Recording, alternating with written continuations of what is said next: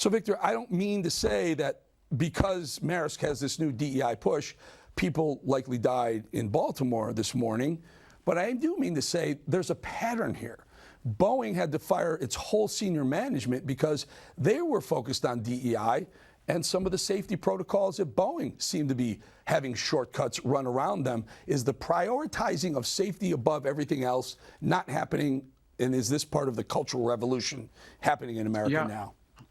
I think so. We saw the same thing. We've had problems with the FAA, Federal Aviation Administration. We've had problems with Boeing, as you pointed out. We've had problems. I think United Airlines had 7 near catastrophic events in over a 2-week period.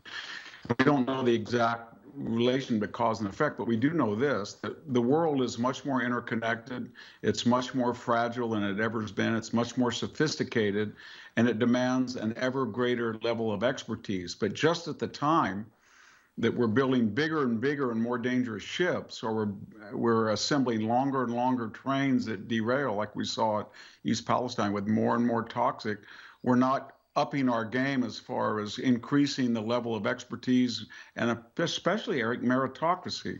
So we're not hiring necessarily the best people. We used to say we're going to hire the best people regardless of their color of their skin, their sexual orientation. Now we're saying, well, we may hire the best people, but more importantly, is their ideology or their ethnicity or their gender or their sexual orientation.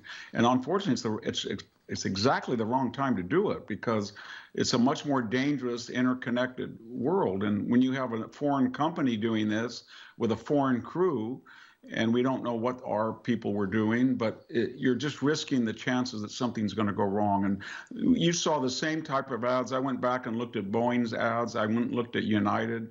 United even said not that it was going to have 50% DEI applicants for its pilot training and crew training, but it was going to graduate or employ 50%. So it was an equality of result, not of opportunity. Yeah.